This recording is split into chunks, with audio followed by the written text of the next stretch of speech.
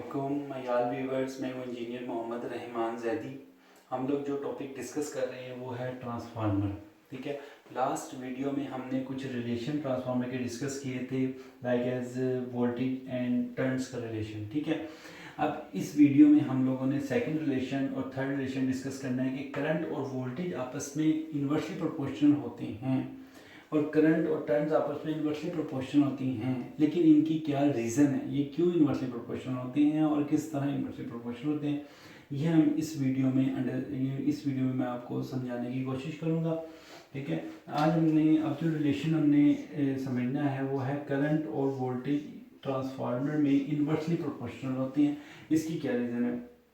इसके लिए सबसे पहले आपको आपने एक लॉ पढ़ा हुआ है बेसिक्स इलेक्ट्रिसिटी में, एक लॉ आप उससे वाकिफ़ हैं और आप जानते हैं, वो लॉ है ओहम लॉ। ठीक है, ओहम लॉ क्या है? ओहम एक साइंसदान है,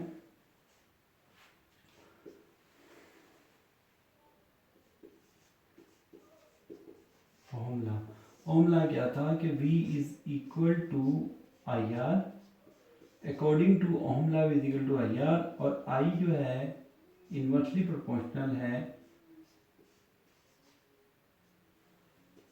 रेजिस्टेंस की। यानी अकॉर्डिंग टू ओहम लॉ अगर इस लॉ को हम रीअरेंज करें तो I इधर ही रहेगा, R इधर जाके डिवाइड हो जाएगा, तो I और R का रिलेशन ओहम लॉ के अकॉर्डिंगली इन्वर्सली प्रोपोर्शनल है। और ओहम लॉ क्या था कि ओहम एक साइंसदान है, उसने एक लॉ इन्वेंट किया था। उसने कहा था कि किसी एक क्लोज सर्किट में फ्लो होने वाला करंट, किसी एक क्लोज इलेक्ट्रिक सर्किट में फ्लो होने वाली करंट रेजिस्टेंस के इन्वर्सली प्रोपोर्शनल और वोल्टेजेस के डायरेक्टली प्रोपोर्शनल होती है। ठीक है, अब और उसने कंडीशन रखी थी कि टेम्परेचर कांस्टेंट रहे। ठीक है, टेम्परेचर चेंज होना चाहिए।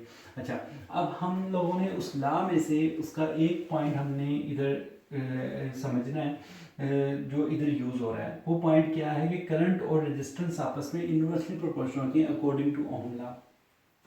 अब ये एक ट्रांसफार्मर की डायग्राम है। हमने इस ट्रांसफार्मर की प्राइमरी वाइंडिंग को इनपुट सप्लाई दे दी। जब इनपुट सप्लाई दी तो इसमें एक अल्टरनेटिंग फ्लक्स प्रोड्यूस हुआ। इस फ्लक्स ने जब सेकेंडरी नंबर ऑफ टर्न को कट किया तो इसमें वोल्टेजेस म्यूचुअल इंडक्शन के अकॉर्डिंगली प्रोड्यूस हो गए। अब ये क्योंकि स्टेप इसकी सेकेंडरी वाइंडिंग जो है उसकी number of turn primary winding के अकॉर्डिंगली कम है, तो इधर जो वोल्टेजेस इंड्यूस हुए हैं वो हमारे पास क्या है, वो कम है, क्योंकि इसकी number of turns as compare to primary winding कम है। तो इधर वोल्टेजेस क्या है, स्टेप डाउन, यानी स्टेप डाउन ट्रांसफार्मर वोल्टेज यहाँ पर कम हो जाएंगे।